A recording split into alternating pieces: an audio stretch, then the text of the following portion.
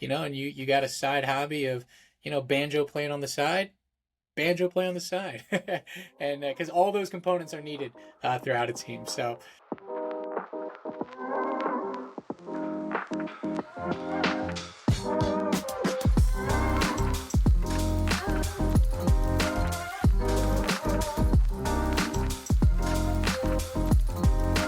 all right, welcome to another episode of the Bioinformatics Lab podcast. I'm Kevin Libuit with Andrew Page. We are from Theogen, and today we're going to be talking about the levels of a bioinformatics developer and the different, really maybe career track a lot of people can experience when they get into the field. But before we even hop into that, one sort of housekeeping note.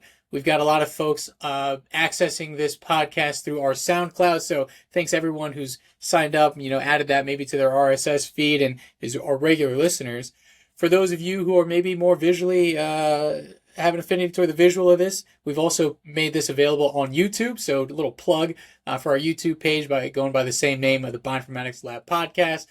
If you care to see our goofy faces as we present this material, please check that out. And of course, whenever we maybe go over figures and discuss maybe more technical nuances that require some visualization, we'll make sure that those are included on YouTube as well. With that out of the way, bioinformatics levels. There's levels to the game, Andrew. And I think there's a lot of people wondering what exactly, how many companies, laboratories, academic institutions approach these different levels, what they're generally called, and what delineates these different levels. So let's start with that as a general premise. Andrew, what are your thoughts on the levels to a bioinformatics developer? I guess bioinformatics is such a new field that it's only an emerging thing, really, that you have levels at all, because a lot of bioinformaticians 10 years ago didn't do a bioinformatics course, or 15 years ago, because the courses didn't exist. And it's only relatively recently that you can go and do an undergraduate or a master's in bioinformatics. Previously, it was maybe everyone was either self-taught or maybe they did a PhD and then they kind of came into it. And so it's a more of a new thing. Or did an apprenticeship, or a fellowship through the various different schemes. And so yeah, we're not really used to this, and I guess over time things have changed slightly. You've gone from things have gotten a bit easier. You've gone from where everything is bleeding edge, like literally bleeding edge mathematics, and you needed like the super brainy people to even consider doing the most simplest of things to much more routine and production, and it's happening everywhere around the world all the time at scale. And yeah, so I guess the very first level would be your junior mathematician. Although you don't Yeah, necessarily want to go junior. with junior. That's fair. Entry level. Yeah. And I think just speaking to exactly what you said, it is still very much a new field, but what we've seen happen in different institutions is folks adopting models of other life science, hierarchies, as it were, to distinguish those levels, where you're seeing something as the entry level, then there's somebody maybe more senior, and then there's maybe a principal level. Those seem to be pretty well hardened in the life sciences, and we're seeing that map over on the bioinformatics side. So yeah, the entry level you'll hear called a junior, maybe associate, or just maybe straight up bioinformatics scientist to designate somebody who's more at the entry level, and then maybe progressing to that, you'll see a senior scientist or senior bioinformatics scientist, and then a principal. So in your mind, maybe for speaking to the students who are wanting to earn a position as either a junior bioinformatics scientist or an associate bioinformatics scientist, what does that skill set entail, and what could they expect as their responsibilities being in an organization?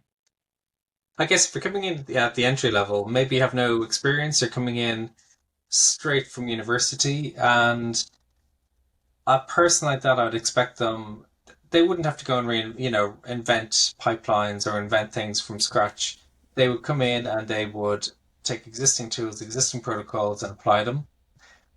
So it's much more routine. You might have a bit of programming in there or a bit of command line, but it's not going to be kind of crazy stuff. So it's very much following protocols, running documented processes, and maybe say help desk support, that kind of thing. And so it's a gentler introduction because it's a huge field, and each little sub area of bioinformatics requires, a lot of knowledge and that you don't necessarily have. If you're coming from a computing background like me, you're gonna have to learn all the biology, and then if you're coming from a biology background, you're gonna have to learn a lot of the computing. So a lot of it, how you progress after that, will depend on which entry route you came in through. Because obviously, if you're very computational, you can excel at particular things. But biology is hard, and microbial bioinformatics is hard because there's so many nuances and so many different bugs that you kind of have to learn and know and understand. I think that's exactly right. Like you have more procedural work. You're getting acclimated to the way in which that company or that group or that organization does work, and you are meant to be an extensive of the established system. Like you're following the protocols. You have well-defined tasks so that you can get used to seeing what it feels like to be in a production environment, and that's your going to be major. Your focused responsibility is carrying out defined tasks in line with the best practices or procedures established by the organization. That's where the entry level position, associate, junior, whatever we might call it, performs well. If they're able to come in, maybe put the ego at the door. How you did it at your laboratory is fantastic, but now you're coming into an organization and you're learning how they do it, and your task is to carry out that kind of execution of your role. And of course, in that role, you get exposed to all these different, practices, to the techniques of your company, the problems that your company or your group gets to solve, and you start being able to apply yourself pretty rapidly. So, like you said, it's kind of a nice, safe environment for you to learn, come in, and start being a practitioner in the field in a more professional setting. And then, so beyond that would be maybe something we would consider a more senior role, where it's not just the routine task, but you're actually maybe have ownership of a certain code base or bioinformatics solutions, and your responsibility for maintaining and expanding the function of those workflows or capabilities, which is a step beyond just what a junior scientist or an associate scientist might be tasked with. And it might be coming up with new protocols for dealing with different data. Because we get novel data types all the time, and so you might have to write some new functions, or decide, do an evaluation, maybe say multiple different assemblers, and then decide which is the right one for this particular data set or this workflow. And so it's that kind of higher level of knowledge and higher level of thinking overall, and that's where a senior really will excel. And if someone generally, if they've a PhD, they come up in at the senior level, um, and so it requires that kind of sideways thinking in many ways, about how you approach a problem, how you can solve it, and then also data analysis as well. The ability not just to blindly process data, but actually to go and look at it and say, actually, this doesn't look right, or apply critical thinking to that, and which is a very, very difficult skill to teach. Some people just have it naturally, some people don't. And I think to be able to carry out those tasks, it requires a lot of independent work. There's a lot more autonomy handed to a senior scientist relative to an associate or a junior scientist. And in a lot of institutions, I think we certainly see this in public health, where maybe there is no bioinformatics program. You get someone out of their PhD and they're just called a bioinformatics scientist. They're generally acting at a senior level, even though it's their first position out of academia. If there's not a program there, they're defining the protocols. They're independently researching these topics and making the decision in terms of what is the best route to go. Even if they're the only one there, they're really acting at the senior capacity. And I say that out of personal experience.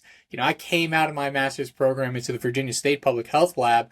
I didn't have necessarily the luxury of being an associate scientist coming in and understanding how to adopt these different protocols. I literally came in and my official title was senior scientist. So I had the responsibility of independently defining what these tasks were. Luckily, I had, a network of folks from the academic world and public health space that they could help guide to make some of these decisions. But I think that's going to be true for a lot of laboratories, or rather, a lot of bioinformatics scientists, where a lot of labs are still setting up the system for the first time. So even though you're the only scientist there, and it might be even your first position, you're going to be acting at a pretty senior capacity because you'll be writing the best practices for that organization in large part. Absolutely. And then you have the principal competition. And actually, when my second child was born, I was put down as a principal computer biologist on the birth certificate. Ooh. Yeah, many, many years ago. But it wasn't competition, it was computer biologist was my title. Nice. Love it. We were Um, still trying to figure out the nomenclature. I know, I know. But anyway, principal would be much more, say, coming up with the new methods. So you've maybe a new data type and actually coming up with a fundamentally new methods. Should you have cameras from here? How should you wrap it up? They might even, if there's new projects, they might be the high level ones starting the projects and doing the architecting. Which files should exist. Which classes should exist, and then handing it off to other people. Once that's established, and then doing the very the higher level strategic thinking. So resource planning, people planning, effectively like if you have a team, the team lead and the principal would be essentially level and could fill in for each other often. But the principal would be the providing technical leadership to the rest of the team, whereas the team leader will be providing managerial oversight. Um, and it's an important thing to have for a technical team, to have someone who is a little bit more advanced and can mentor people and guide them through things and even, teach them how to approach different bioinformatics problems, even if there's not a known solution. It might be, here's a brand new organism and you have to work out the best way to do a pipeline for that. And sometimes it can be difficult to start from a blank piece of paper, and you'd expect the principal to be able to at least spec it out and have the process in place to enable other more junior people to figure it out. I feel like one of the key words that stands out in what you said is the strategic level decision making. That's certainly where the principle is. It's more long term. It takes an extensive, deep knowledge to make those kinds of decisions as well.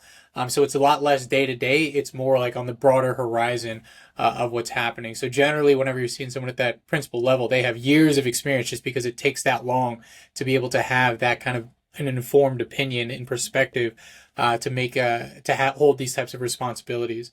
So like even when I'm looking at maybe an associate to senior to principal, like if the analogy of just moving forward as a team, the associate or entry level is step by step. Every step of the way needs to be defined, and that's what's being carried out by the associate entry level. At the senior level, it's like, hey, we got to get to that hill. We're walking up that hill. We got to make sure we have all the appropriate resources so we can walk up that hill. And then if you're looking at principal, they're looking at the whole map. They understand the topology. They understand that hill. The reason we're going up that hill is because there's a valley on that end that we want to make sure that we avoid, and we don't want to go that way. And after that hill, where there's going to be another peak and valley, and there's a river on that side, and that's our water source. That's the kind of analogy I put in my head of the discrepancy between associate, senior, and principal. So whenever you're meeting someone with a principal, there's really high expectations that they know the lay of the land, as it were. And I guess the waters can be muddied quite a bit by institutional grading. So I know I worked in institutes which were very rigid, and they said everyone at the same skill level would have the same pay band, and it didn't matter. The market rates for pay were quite different. So maybe a wet lab biologist, maybe a senior molecular biologist, let's say, and a senior bioinformatician would be equal. And then in terms of what their jobs do and the type of strategic thinking they do, but actually the pays would be way, way off. And often institutes like that will actually fudge the names of things to push people up to higher bands so they can actually hire them. Um, which is not the right way to do it. Really, they need to say, actually, people are paid differently in different industries. In computing, you can earn a lot more in private industry, and so they need to bump them up rather than just modifying the titles to, I suppose, game the system. Yeah, and you do see that a lot, especially whenever you're working with really large organizations, be it a huge company or even at a government institution. Like those policies can be so prohibitively rigid. So you will see at the micro practical level, people are managers who just know how to get things done. They'll play at the edges of what is Yeah, available to them in terms of their pay band systems. Because yeah, I think in speaking about this as a career track for a lot of developers, it's worth knowing that these types of tracks. So that people know how they can progress throughout their careers. They don't necessarily need to go in a strictly managerial route. There's a lot of technical levels they can go. So then hopefully that'll inform the kind of career trajectory in terms of compensation, lifestyle, etc. That they care to go. Because really, as you gain more experience in the field, that becomes a natural trajectory from associate level to senior level to eventually principal level as well. absolutely. All right. Anything else? Final words on the levels of developers and bioinformatics practitioners in the field that you want to close us out with, Andrew? I think these things here are found all the time, but fundamentally, having a few different levels does help companies, and you see the same things coming up over and over again. Some people might break it down a bit more or less, but fundamentally, there is different career stages that people have. From your just starting off to your, I guess, your mid-career where you're doing quite well, and then to your more later years, your advanced career, as you get old and grey. Uh, but fundamentally, it is good. And some people, find a level they enjoy and then stay there, which is totally fine, because you need to be happy in what you do. Ooh, great point. Yeah, this is the career aspect is one component of a whole self, right? So it doesn't necessarily need you to pursue absolute optimization in your career. If you're happy at a senior level, stay at a senior level. And that's, and you got a side hobby of, banjo playing on the side, banjo play on the side. And because all those components are needed throughout a team. So with that, we'll see everyone in the next one.